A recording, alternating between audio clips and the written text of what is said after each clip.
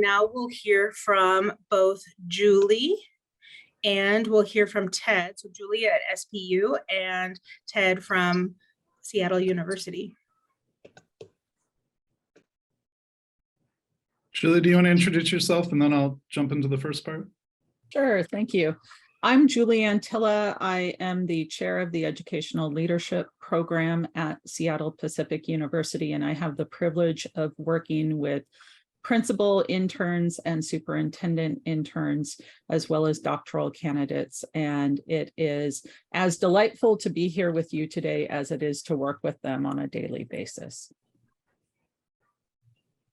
Thanks, Julie. My name's Ted Kalmus. I am the director of the Educational Leadership Masters and Certification Programs at Seattle University. And so just like Julie, have a chance to work with emerging leaders and their roles as new principals throughout districts in Western Washington, and to get to be in a conversation about what it means to create a culture in which there is both agency and empowerment for inclusive practices has been an incredible privilege for us. I wanted to give a nod to Rod Lucero, who's been guiding us as part of the Cedar Washington team, but specifically around a group of us who've been able to get together since, what, March, Rod?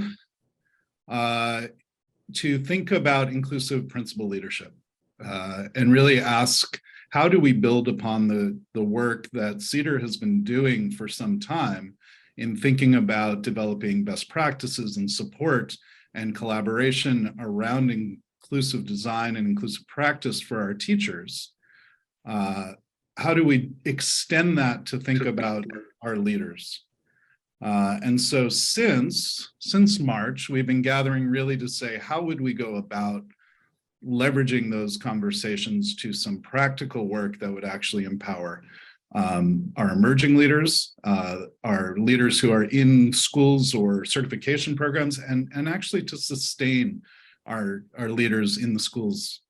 And we all know that this is a particularly hard period to be a school leader, a building leader. And one of the questions we are all asking is, what does it mean to sustain our building leaders in a way that allows them to be impactful for all students?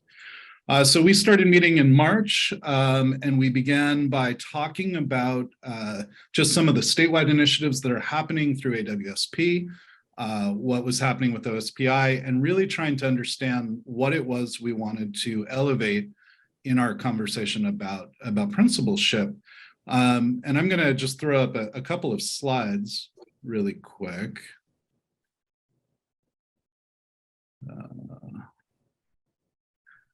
And we started to ask our questions about what do we mean by inclusive principal leadership? I appreciate this idea that we like to put forward, that teachers are the most important, and I agree with it.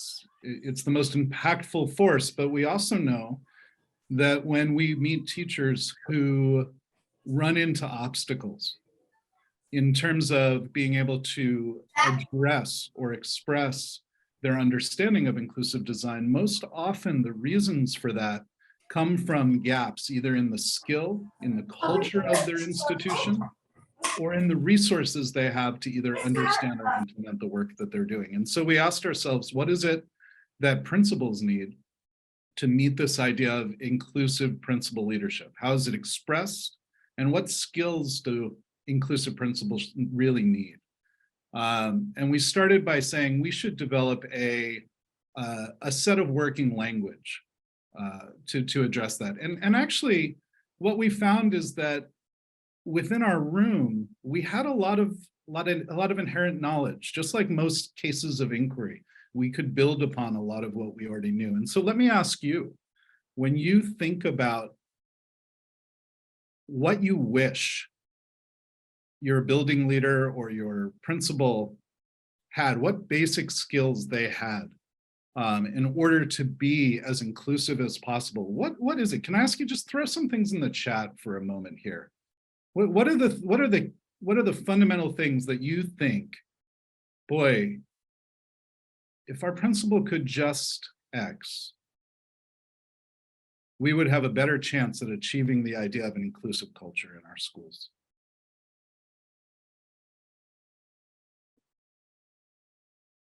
The ability to do what?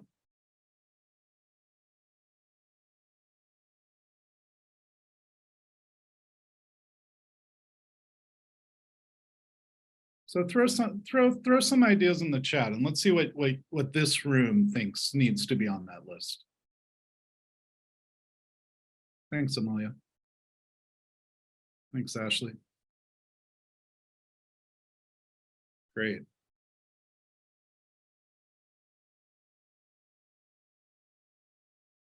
Yeah, let me just read to you some of the things that are coming up.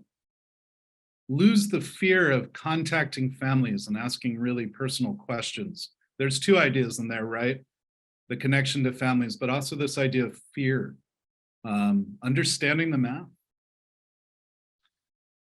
Having the understanding and the literacy about special ed and what we're actually talking about. Understanding UDL, supports for all students. Knowledge of best practices. A mindset.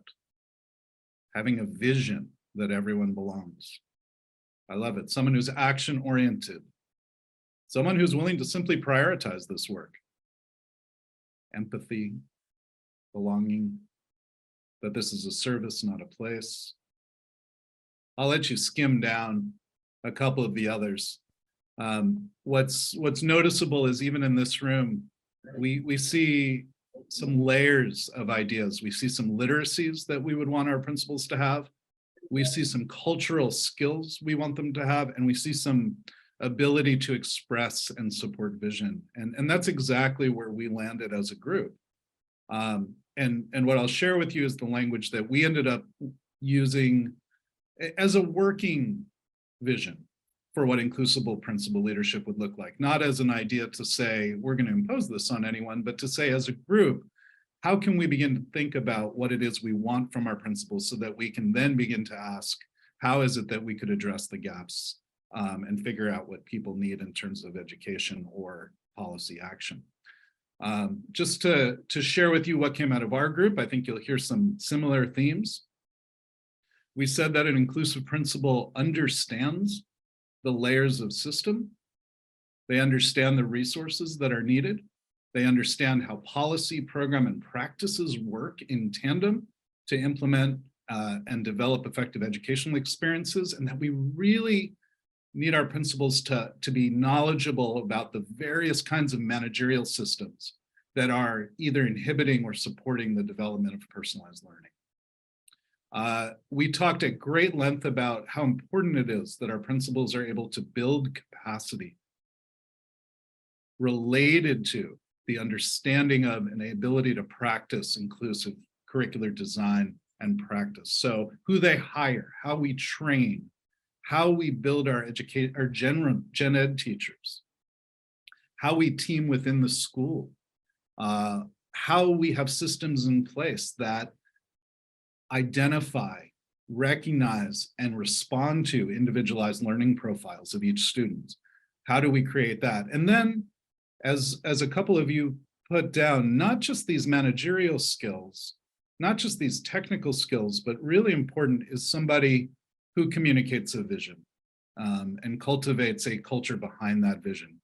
A vision where there are well-defined relationships between support staff and gen ed teachers, a vision of strong collaboration between families and school, a vision where there is routine evaluation of the inclusionary models that we're using at both the building and district level, the integration of our inclusion goals into the faculty evaluation model, and a really, really clear and positive model for family and community involvement that involves a rationale for meeting the needs of every student in the school. And with all of that in mind, what came up again and again is that it's hard to think about this if that building leader doesn't also have a fluency around the integration of SEL. So that was to share with you just some of the language, and I hope that you heard some of your ideas echoed in that profile that came out. Again, it's working definition that continues to get honed, but what it did for us is it created the the foundation for some conversations about what do we do next? How do we reach out to our leaders around the state and really think about what it means to support new principal development, new emerging principal development, and what are the gaps? How do we figure out what are the best pieces of this profile that we need to develop some learning systems for? And with that in mind, that led us to say we've got some investigation of our own to be doing. And I'll hand it over to Julie to sort of talk about how we thought about the survey that we'll do in a little while. Thank you, Ted. Yeah. And yes, absolutely. That is the conclusion that we came to after discussing what we identified as an inclusive principal or an inclusive leader. And we quickly determined that it would help us most if we did a landscape analysis of leaders in the state of Washington. We wanted to know what strengths have been well developed among our school principals and what are the areas of need.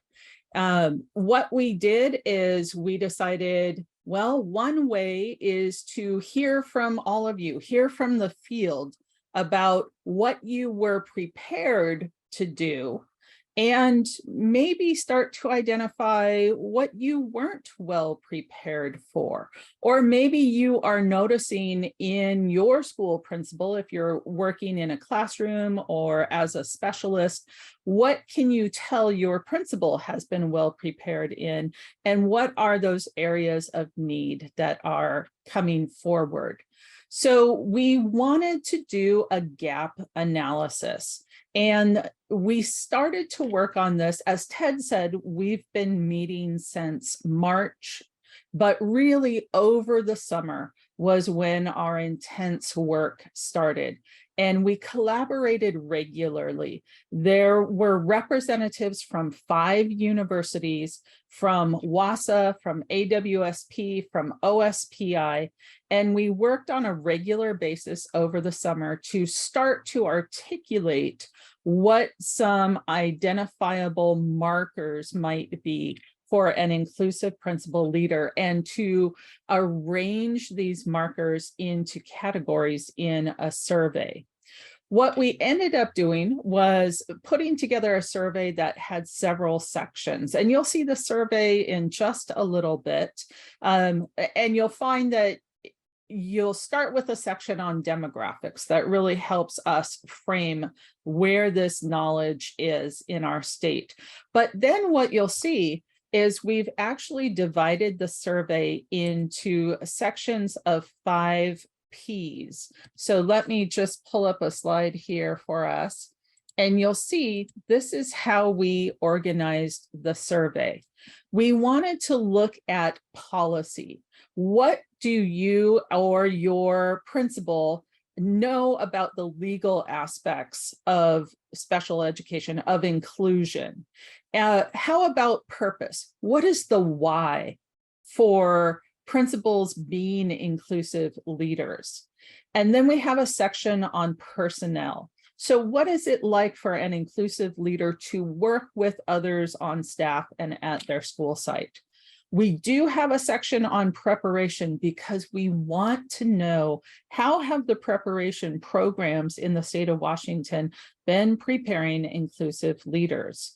And finally, we have a section on practice. What is this day-to-day living like for an inclusive principal leader? So when you get into the survey, you'll notice that we have these 5 sections represented with a series of questions for each one. I'm curious though, as we get ready to take the survey, who is among us here? I know a few people who are part of the Inclusive Leadership Committee, but there are many names on the screen that I don't recognize. So if you will take just a moment and put into the chat, where are you in your career? Are you a teacher currently? Are you an active principal?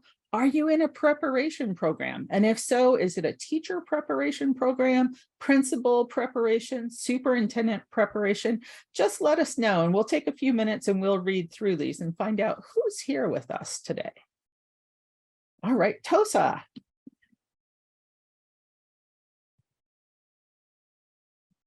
Great.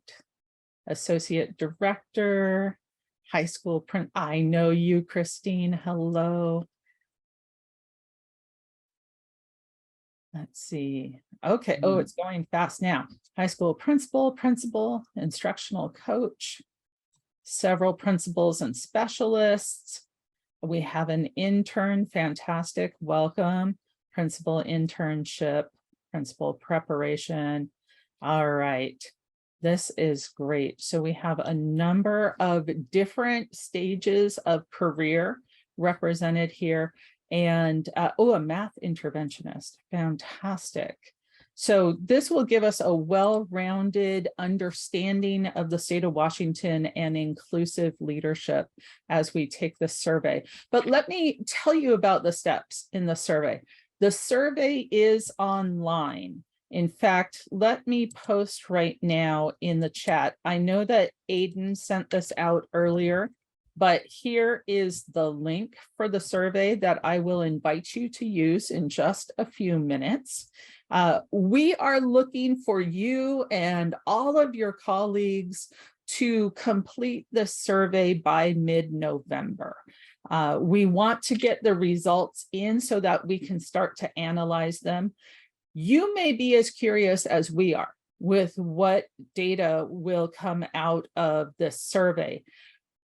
Rod has said that we have access to your contact information since you've registered here, and we will be able to send out the raw data to you relatively soon. We are going to take some time to analyze those data, and once we've completed our analysis, we will also have a time to share that with you. Our goal beyond taking the survey is and analyzing the survey is to work with organizations in the state of Washington. We want to work with organizations like the Washington Council of Education Administration Programs, WESEP. We want to work with AWSP and continue our work with WASA and OSPI so that we are providing opportunities to enrich both the preparation of school administrators and also to enrich professional practice of school administrators. It's just about 1:30. And in a few minutes, I'm going to invite you to take the survey. At 2 o'clock, we will have AWSP representatives, Scott Friedman and Scott Seaman, coming on screen to talk with you a little bit more, and they will introduce the next hour of our presenters as well. What will help us is if you make sure you are back here on screen a few minutes before 2 o'clock, so that right at 2 o'clock, we can be ready to go. And by that time, have everyone who is here today take the survey and complete it before going on with the second hour of the PD. So if you see that link in the chat, go ahead, feel free to click on that link now. You can keep yourself muted until a few minutes before 2 o'clock. We will all come back together so that at 2 we will start. If you have any questions, either before you go off and do the survey or while you are doing the survey, feel free to come back, either unmute yourself and talk with us. We will be here, or you can put a question in the chat and we will answer those questions to the best of our ability. So feel free now, the link is there. We welcome you to take the survey, and then we will see you again just a few minutes before 2. Anything from any of the committee before we go out to the survey? All right, thank you everyone for taking the survey. Everyone, it is 1:57 and I welcome you back to the main screen Hopefully you have had a chance in this time to complete the survey. And as I had just mentioned in the chat, please let us know if you find areas of the survey that are missing portions or can be improved through editing. We definitely want to make the survey the best that it can be. So at this time, we've completed the survey. We've heard a little bit of introduction, but there's more to come. So let me turn this back over to Rod Lucero. Julie, thank you. Thank you so much. And it's one of those things when you put out a survey, we've had many people reading it and writing it, and we've edited it and co-edited it and keep looking at it, and we still have errors. So you know how that goes. So thank you all for helping us make it better. And because it's on a website, we can change it for future participants. So please feel free to share any corrections that you see or any insensitivities that you see. I want to thank Ted and Julie for their really lovely intro and their way of bringing us kind of together around the IPL work. And thank you all for participating in the survey. Your voices matter, and we really want to get a sense of what are we doing well in Washington, and where do we want to go, and how can we be better, and really kind of thinking about a concept that I think about often, and that is, what is the next best version of ourselves? Knowing that we can always be better, and that being better doesn't mean that what we're doing now is bad, because what we're doing now is pretty dang incredible. But we also know that it's not incredible for all kids all the time. And so how can we leverage what it is we know and move forward in a concerted way, in a way that's collaborative and not competitive? And I think that's really one of the things the pandemic taught us, is how do we move together in that collaborative stance rather than in a competitive stance. While we were in the earlier hour, I received a private question about CEDAR, and I realized that I made an assumption at the beginning that everybody knew what CEDAR was, and so I apologize for the assumption. So let me just really quickly do just kind of a thumbnail sketch of what CEDAR is. CEDAR is a large national grant out of the Department of Education and the United States Department of Education and the Office of Special Education Programs, otherwise known as OSEP. That grant has been going on for 10 years. We're currently concluding our 10th year.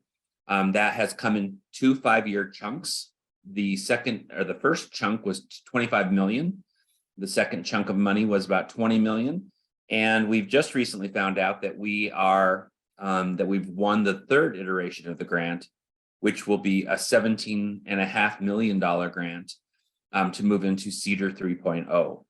What's wonderful about that is that Washington is kind of front and center in that grant process. That CEDAR Central, as we call them affectionately, our bosses, are the PI for the grant, and that CEDAR Central is located at the University of Florida in Gainesville, and they're very impressed with what they see in Washington. And what they see in Washington is really an appetite for continuous improvement and iterative change. We all know that change doesn't happen because we want change to happen, and we all know that you can't climb a ladder and get from the first rung to the last rung immediately. You have to take the steps and take people from where they are to where they need to be. And so that's really what we try to do. And the way we do that is through technical assistance. And that's my role, is to leverage our national network at CEDAR to help the priorities of the state of Washington become a reality. So how do we take the goals of the state of Washington and move them forward by leveraging the national network that is CEDAR? Currently, there are 24 states that are engaged in the CEDAR network. So it's a large network. And we have cross-state convenings where we kind of cross-fertilize. We share with the good work that's happening. In the United States, we have 50 states with 50 priorities in education, 50 departments of education. As you know, the Constitution doesn't call for education. The Constitution calls for everything not specifically stated it's relegated to the 10th Amendment. Anything that's not specifically stated in the Constitution, like education, is relegated as a state's right. So we have 50 plus, thinking about territories, different departments of ed. And so all of those operate in different kinds of ways. I had the opportunity to work in Rhode Island and Washington and in Texas, and those are three very different worlds, very different in some ways. And so it's interesting to watch, but we can learn from each other and look at and see how we can do iterative change. So that's the thumbnail sketch, but really, why is Cedar in Washington? Because we see Washington, that we see that we could maybe help Washington realize the goals that Washington has set up for themselves. So with that as kind of the thumbnail sketches to what Washington is and why we're there and why we're partnering so well with Washington, I'm going to turn it back over to Ashley to introduce our speaker to kind of transition us from this portion of our PD into the next portion. And so with that, Ashley, back to you. Rod, thank you so much for just getting us ready and making sure we're mindful. I remember when I first came on board, just kind of laughed about it being alphabet soup. And so it's good to not make assumptions that we all know what all the letters mean. However, I'm glad that we have all of these organizations again collaborating. With that, I'd like to turn it over to my colleague, and this is going to be Scott from AWSP, who's going to talk a little bit about our work with AWSP, specifically our framework, which relates to what Rod was talking about, you know, some of the organizations being impressed with the work in Washington. I know it's been a labor of love working with the framework and what Scott will introduce as the paradigm here in Washington State, and then he will turn it over to our presenters for the last session here. Scott, are you there?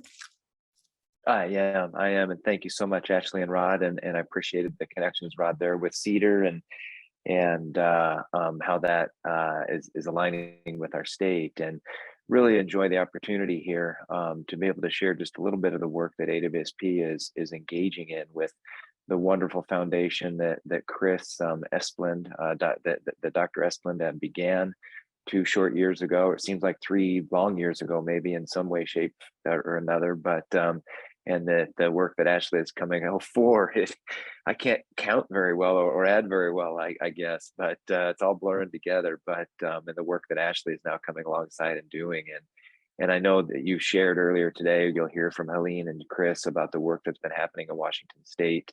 Not only at the AWSP level, but with WASA and AESDs, and just beginning to see the impact of the work, which is phenomenal, and beginning to see data change in our state, and people really understanding what inclusive leadership really is about, and how we can lead with an inclusionary lens as school leaders. As we kind of begin to navigate through here, there's a question that we ask ourselves quite often at AWSP. And one of the, I'm on one screen today, so my apologies. I can't move okay, here we go. When I'm on 2 screens, I'm not in my office. When I'm on 2 screens, I can use the chat on one side and I don't mess the slides up on the other. So what I'm going to do here real quick here is the question we ask ourselves quite often is the following.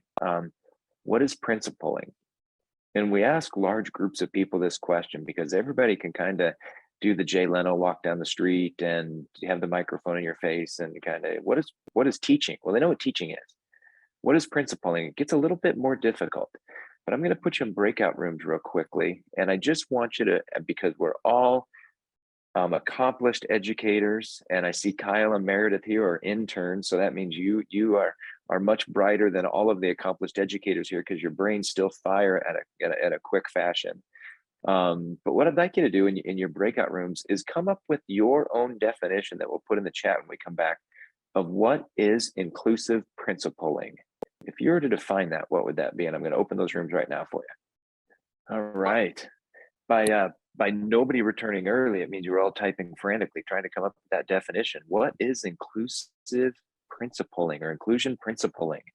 So in the chat, just real quick, if you had one person order the case today, but what were some things that were thrown out as a definition for inclusive principling? Let's see what you came up with. So what is inclusionary principling?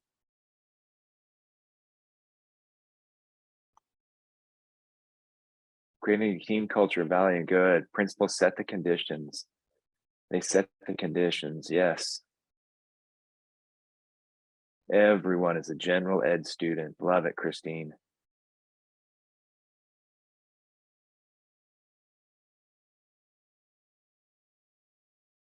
Good, removing those systematic barriers. Yeah, love it. Conscious appreciation for all students' strengths and contributions. Wow. Catherine, would you mind unmuting? And that one is just really gravitating me for some reason, or grabbing my attention. And sharing a little bit more about that, please. I just making sure that there is a full awareness that and appreciation for everyone has the potential to contribute and cultivate the learning experience for all around us. Every student has something to contribute, and we need to be able to really establish the learning environment that those voices can be heard and valued. So I guess. Right. I so appreciate that. And I love how it really ties in with what Anne Gray had put in there: authentic, bold leadership centered around all students. And thank you, Anne, for including that there.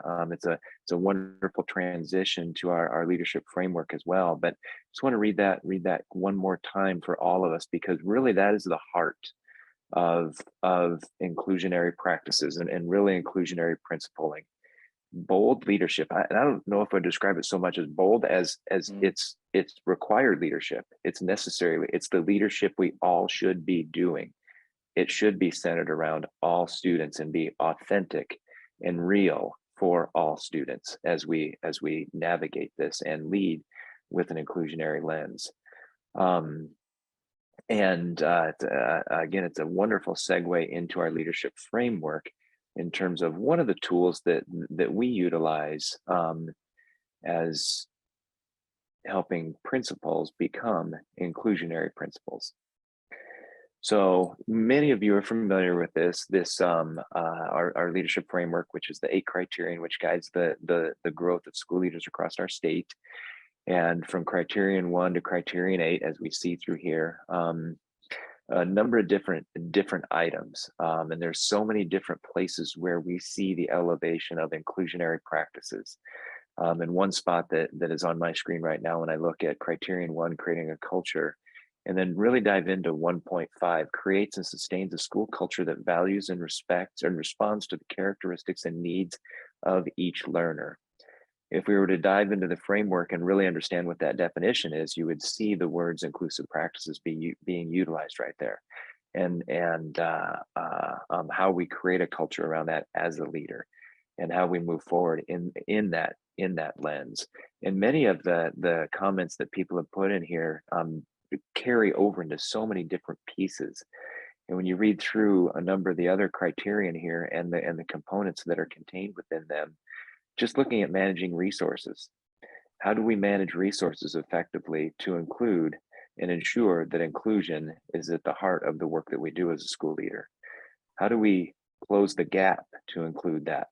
So really, when we look at the framework, one piece that we really kind of dive into is this notion of tapestry.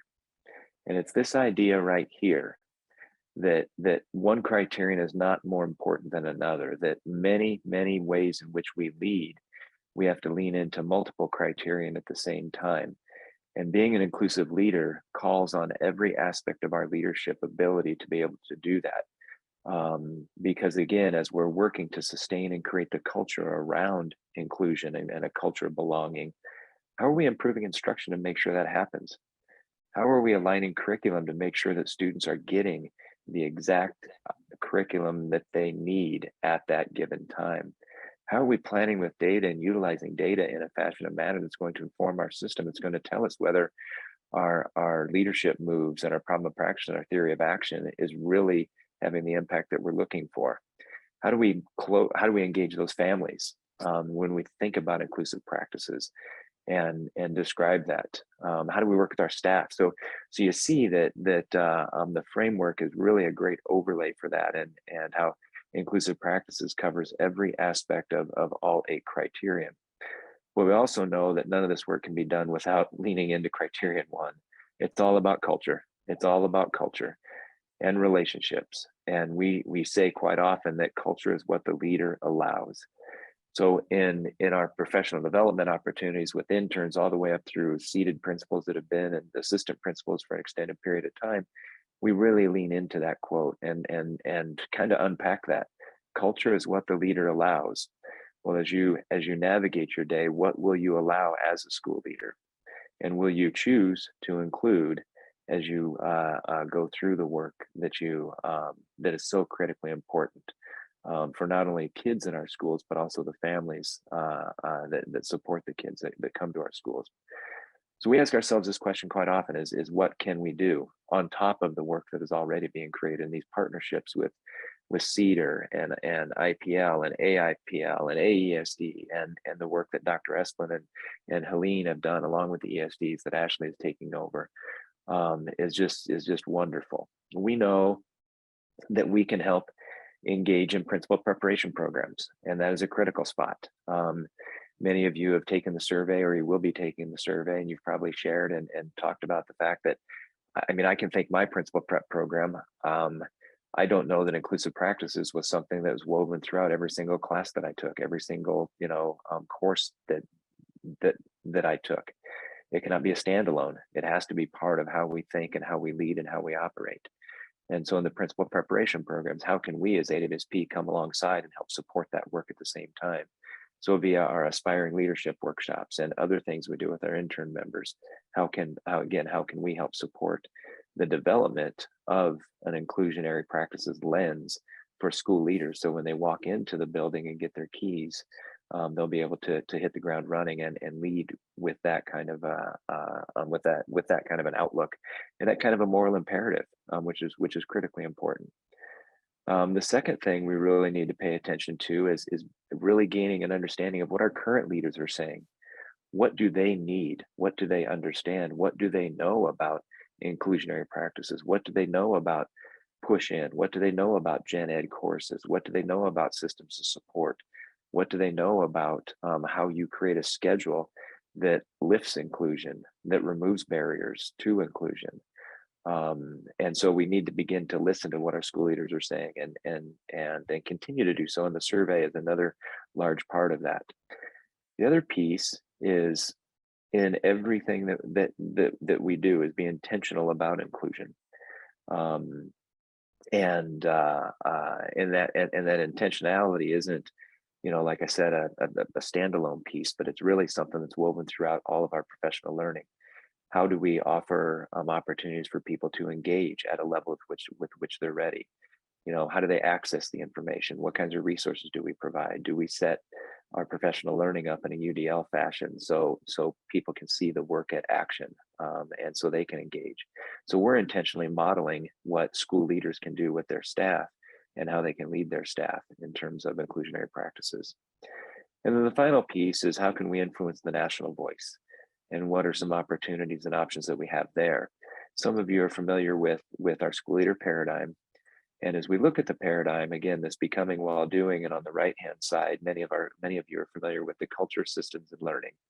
And when we dive into that and dig into that, it's really how do we create a culture that is going to support belonging, support inclusion? And how do we know, and when will we know that our systems uphold that?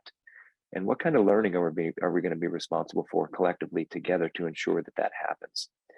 And this paradigm has been created by a national group of educators and states across our country with the notion of supporting school leaders to become the leader that they need to be while they're doing the work. And on top of that, assisting them to become, on this side where the intelligences are, to become an inclusionary leader while they're doing the work. So it's not only just the doing, but it's also the becoming aspect of that. and then with the hope of creating it for all, creating hope for all. And then the final piece there is just, again, these other states are where we have our national voice to begin creating resources around the paradigm and around the leadership framework that will impact leaders not only just in our state but leaders elsewhere as well. And I think, if I'm not mistaken, that kind of is a nice little segue into some of the work that Dr. Esplin and Helene were going to talk about, as far as not only what's happening at the Washington level, but also what's happening across our state. I'll pause for a second and see if there's any questions. I've been trying to monitor the chat at the same time, but any questions or thoughts as I went through and kind of described our framework and your definition of inclusionary practices or inclusionary principling, and then our voice at a national level and how we can influence resources there.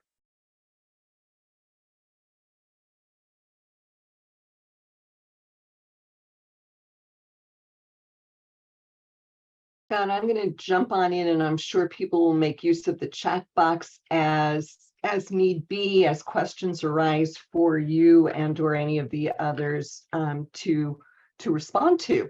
Let me begin, and you gave really a perfect bridge to talk about national work and its relationship with statewide work as well.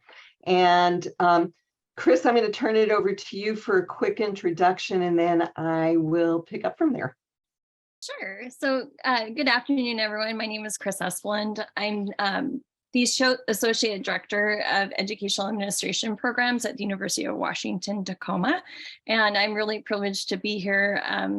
This is my heart work, inclusionary practices, and I've had the privilege of working for the Association of Washington School Principals and leading that work at the state level, and now transitioning into this work here as we look at educational programs and how to advance that work. Helene? Yeah, great.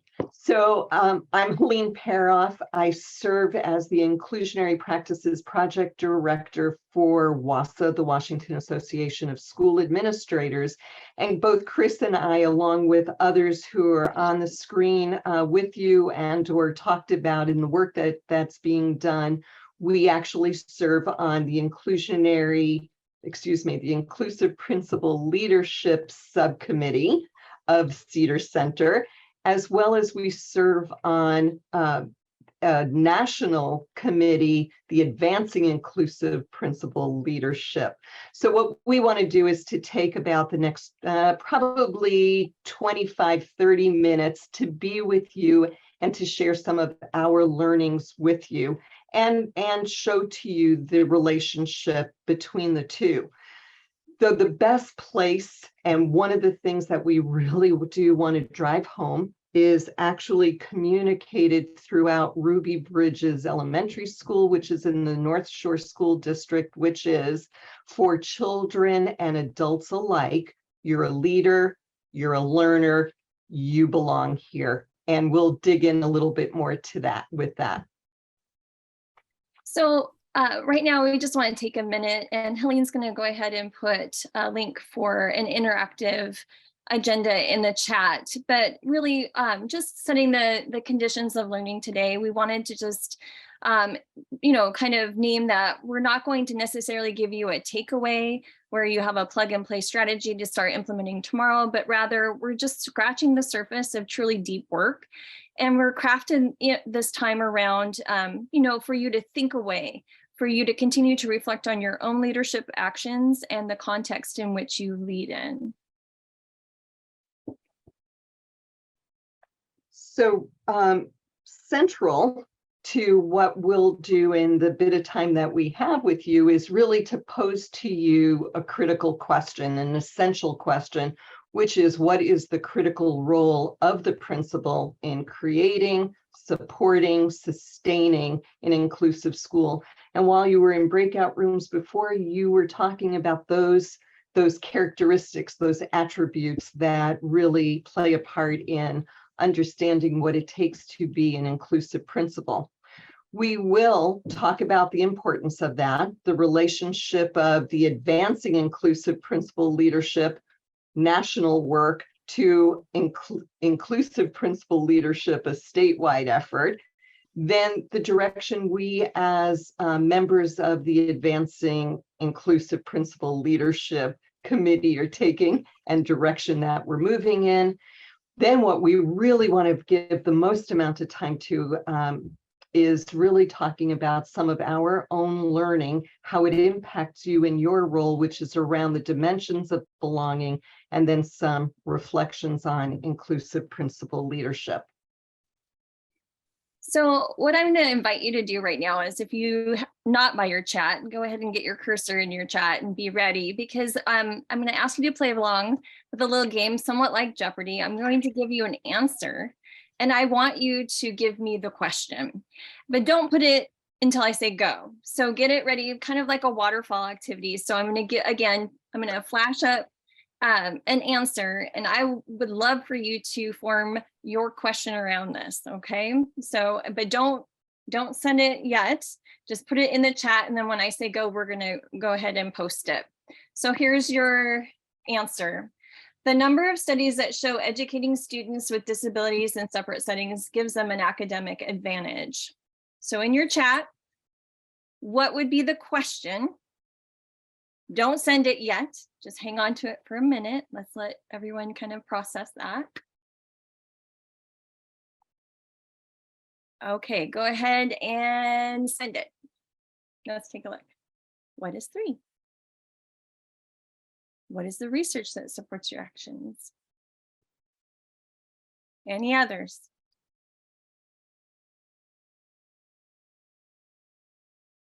What's the number of studies? What is 0? Any others?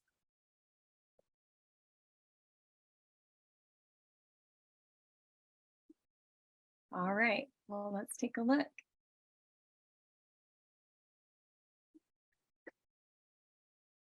What is a lie? Okay, Sarita, that was great.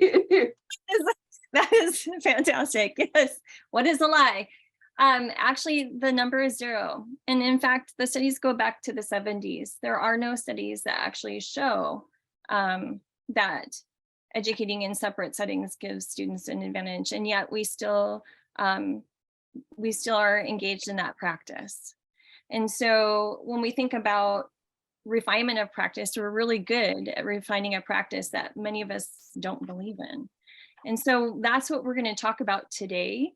And with that, I just want you to sit in this. Some of you are very familiar with Michael Giangreco. He's from the University of Vermont. Many of you are familiar with his comics, and we're going to highlight those in just a few minutes here. But this quote, I think, really speaks to all of us in whatever context you're in. So I'm going to let you just sit for that and read, and then I'm going to read it in a minute, but I just want you to kind of sit and read it.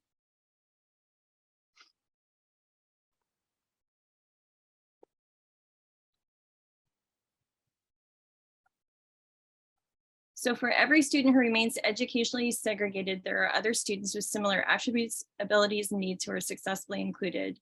The simple fact that whether a student with a disability is meaningfully included may have less to do with his or her characteristics and more to do with the attributes, skills, structures, and practices of the adults responsible for providing the education.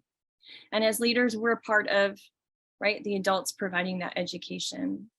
So when we think about this, right, we're really examining, and what we're asking everyone to think about today is the adult practices, right? Specifically in leadership, what's needed to address what we know is true. We are still in this place of, right, we're shifting mindsets, we're shifting beliefs. So we need to be looking at adult practices and what do we know? And it's been named a little bit along the way that principles really matter. The research shows that. And in fact, the Wallace Foundation, if you haven't had a chance, in 2004, and it was named earlier, named principles as the #2 influencer, and when in fact now research is even showing it's probably #1. And for this simple reason that's on this slide here, right? Because of the span of the impact. And so our investments, when we really think about the lasting impacts, because what do we know? We know that leaders leave indelible handprints on the hearts and minds of every single student, family, staff that they're leading and supporting. And so that is what we're talking about, that principals really do matter, the intentionality in that leadership and the supports that go around and forward really, really do make a difference. And so we need to get clear on what we lean in, learn, and lead for in preparing school leaders and continuing to support those in the field to be reflective, equity-centered, because we know that leaders don't simply just change systems, but we really need them to transform them. Because we're back to that answer, right? And the practices that we really are refined in. And so we need new adult practices, and we need to be thinking about what does that mean, and how do we support it throughout the whole system, starting with how do we prepare principals, how do we support principals in the field, and ongoing. So one of the things, the quote that we shared was from Michael Giangreco, and you've heard across the day here about the Inclusionary Practices Project. And really, I think these comics highlight what we've been up to in Washington State. On the left is that comic about, really clearing a path for everyone, right? If we just universally designed it, if we did it, everyone would be able to access, right? So we've been working on inclusion, and leaders are leading for that. And we've been really intentional around that and thinking about that for the past few years.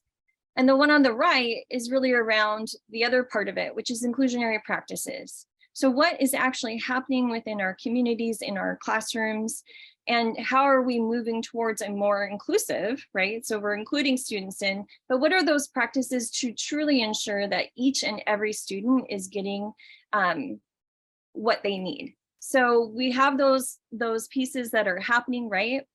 And we're creating those pathways, and we're creating those practices. And we're, as leaders, either in the field preparing others to do so, or we're actually leading for that. And as even in our program, we're talking about, diversity is a fact, equity is a choice, inclusion is an action, and then belonging is the outcome that we seek. And it was something, and as Scott Freeman, you were having people define that, and even in the breakout rooms that I was in, Meredith was naming some keywords, and belonging being one of them. And that's one of the big pieces as we're talking about what is the critical role of the principal in creating, supporting, sustaining an inclusive school. One of the things that we keep seeing and talking about is really this idea in the sense of belonging. So I'm going to go ahead, Helene, and let you continue. Great. So because we do want to get to belonging, and that is so vitally important to this conversation about a fully inclusive school, about being an inclusive principal leader, I just want to share this with you, which gives you a sense of how the two bodies of work, the two efforts are connected. As we said, many of us serve on both of those committees. The AIPL is managed by the Council of Chief State School Officers, whereas IPL, as Rod spoke to, is in many ways, Washington Cedars serves as the liaison, if you will, the interfacer between what's happening on a national level to what's happening on a state level. Washington State is lucky enough to be part of a group of 7 states that are doing this work, and we have opportunities to network with one another, learn from one another in terms of setting vision, then setting specific actions forward to improve the outcome.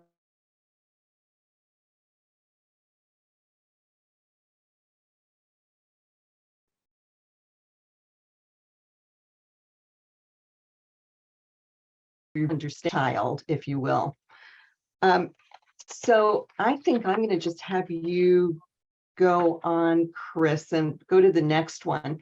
to give you a sense of the work that we did, about 10 of us just returned from being in Washington, D.C. with CCSO as the lead and the other states in attendance. And a lot of the work that we focused on there was, so what would be those indicators of being an inclusive principal? What would the system look like, if you will?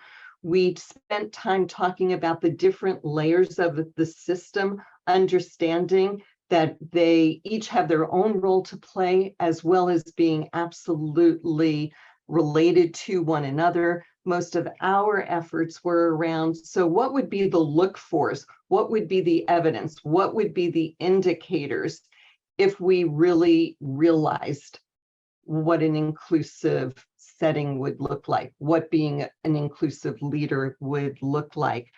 One of the things that Chris and I wanted to make mention to you is that this work is still in progress.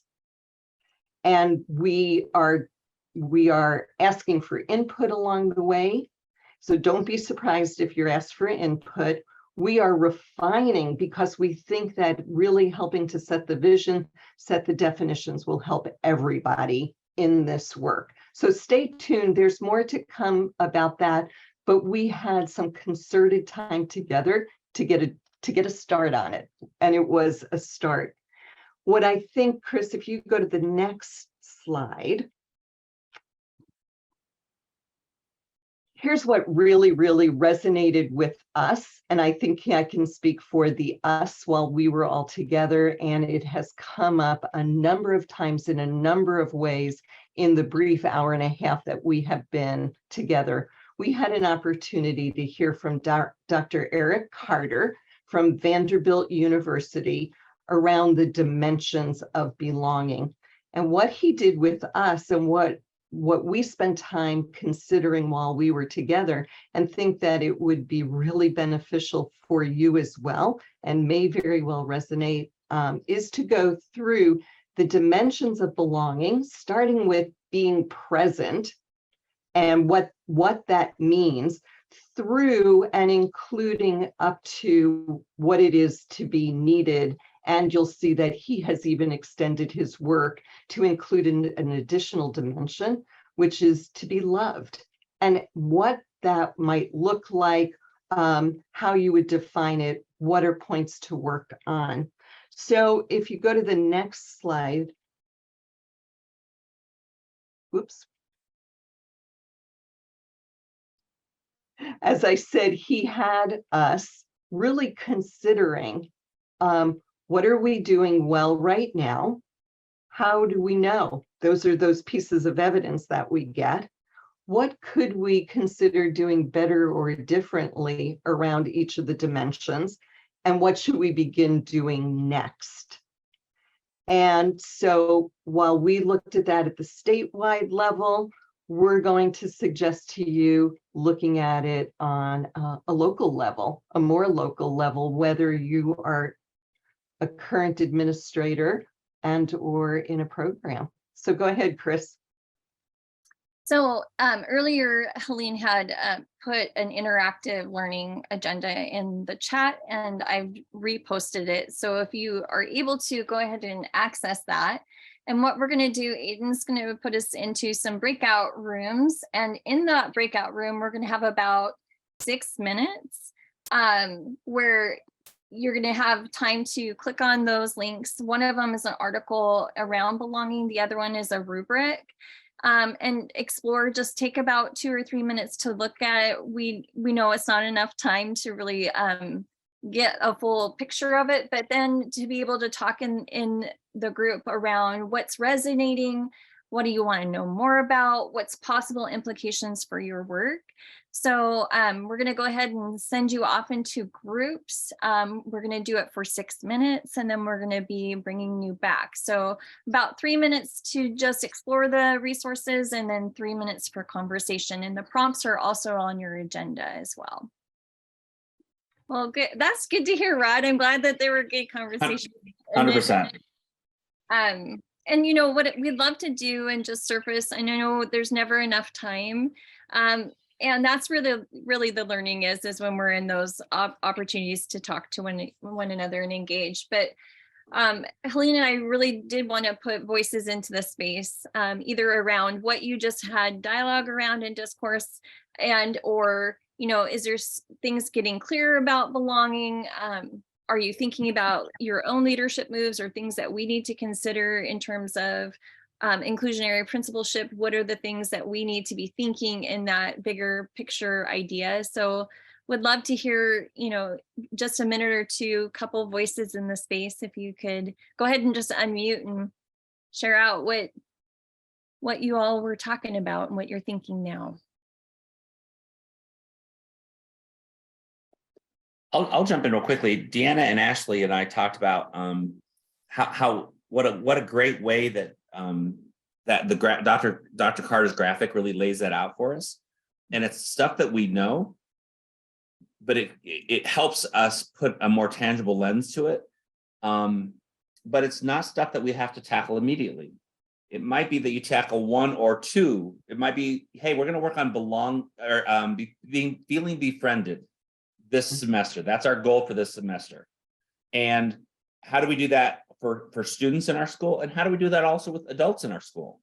Like there's multiple dimensions in that. Like this isn't, yes, it is, you know, our primary focus is for kids, but are we also doing that with adults? Because kids watch how we interact as adults. And if we say something to them and we're not modeling it with each other, that's teaching. And we're shooting ourselves in the foot. We don't treat ourselves the same way, right? So there's both of those matter. And so it's really a lovely kind of framework to think about this. Thanks, Rod, for sharing. Any other thoughts on the framework or other pieces? Mary, you want to go? Sure.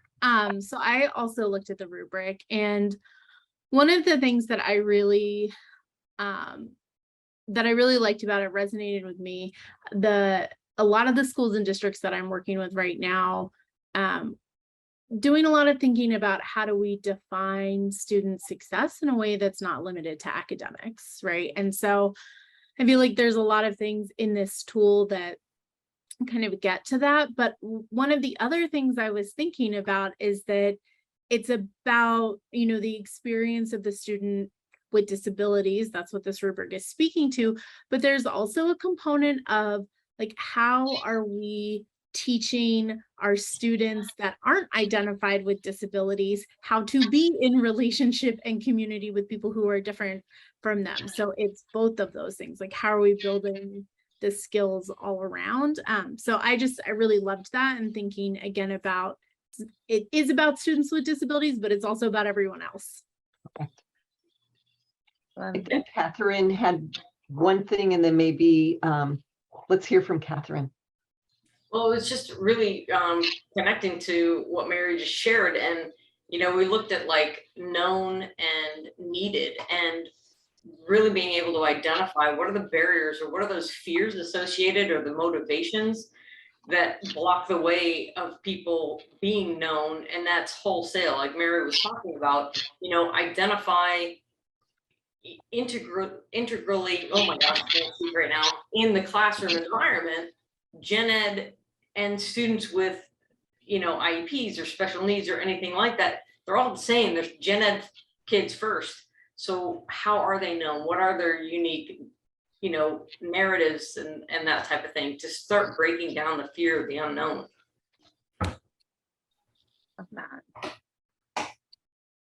Well, I appreciate, and I know Helene, you do too, the power of your voice and what you're thinking. And this is how we felt in truth when Dr. Carter came on, and we all just went, oh, this is just making so much sense to us. It really resonated with us as well. And so, you know, I think this is more exploration, more unpacking to do, but we wanted to make sure, while we're not giving you all these takeaways, something for you to ruminate and think away on as you go forward in your work, and thinking around leadership practices, and really what you're naming is the adult practices in this space, right, to set the conditions. One thing that also resonated with us, and just want to name, because I think this is something that's so true, is that oftentimes we have these learning and belonging as competing. And in truth, what we're really trying to get to this belief around that they're companion priorities. You need both, right?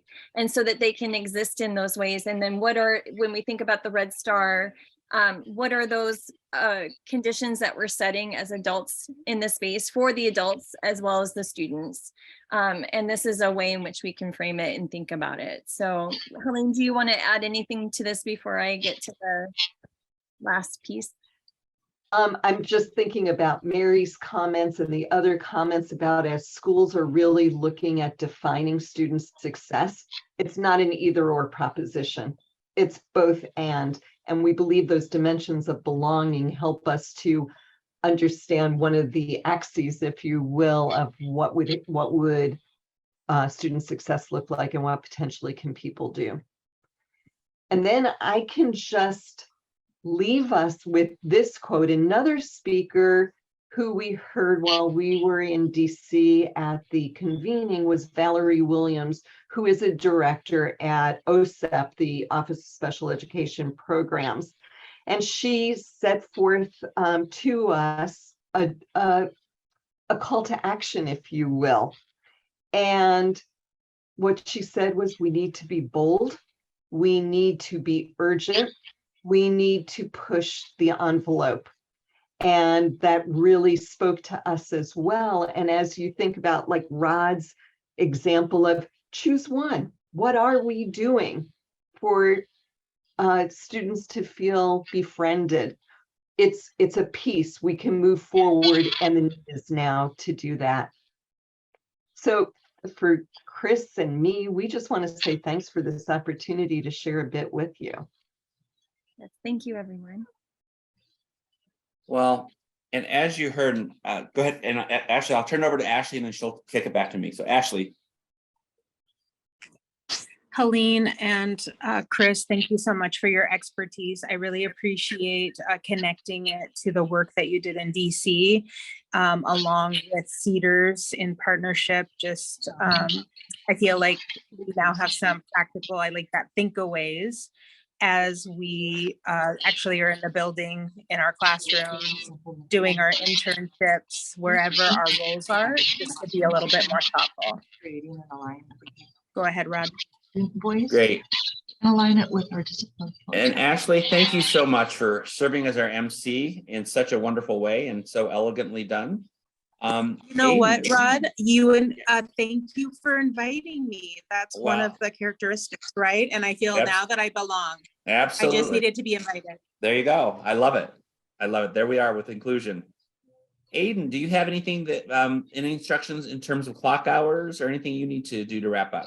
Yeah, I'll be sending out an email to all the people that have attended with a form to fill out for clock hours. But yeah, other than that, I thought it was a great session. But I'll reach out to everyone who's signed up and who attended today's event. And you know, I want to say publicly, Aiden, thank you for your help and support. Aiden really helps keep us organized along these efforts. He is our website guru for the wascedar.org website, and he's done just an incredible job. We really are looking to elevate inclusive principal leadership as we move forward into the third iteration of inclusive principalship in Washington. So I'm going to leave with an invitation. If there's anything that, if any of you would like to join our group or join any of the other CEDAR initiatives, please feel free to reach out. I'll put my, actually I'll ask, while I'm talking, I'll ask Aiden to put my UFL email in the chat. I'm just not good at multitasking, but we'd love to have you join us. We'd love to have you get involved if this seems like you have some bandwidth and would like to join us to shape what inclusive principal leadership would be in Washington. Our goal eventually is that we don't need to talk about inclusive principal leadership because it's what principal leadership is. Yeah. That every leader in Washington is inclusive by definition. That's our goal, that we kind of do ourselves out of a job. And the more voices we have, the better. We'd love to have voices from east and west, Seattle, rural, north and south. But the more voices we have, we know the stronger it'll be. We're also working in areas of recruitment and retention of people of color into the profession, both the teaching pool and the principalship. We're also doing some really specific work around curriculum development and design. So if any of those sound great, just let me know. We can schedule a half-hour quick little orientation and get you engaged with the Cedar work. And for those of you at the university level, it's nice to have a national piece on your CVs. So I want to really do a shout out as well to our presenters, Julie and Ted, who are just phenomenal, doing great things on their campuses, and Chris and Helene.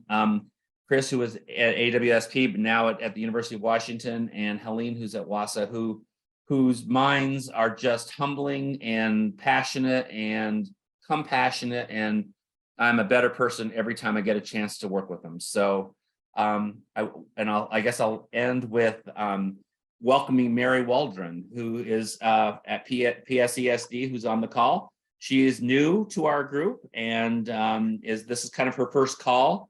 And so we're welcoming Mary to the group as well. So anybody else who would like to join Mary as a newbie on our group, please let me know. And my email's in the chat. Other than that, thank you all so very much. Have a great rest of your afternoon. Take care.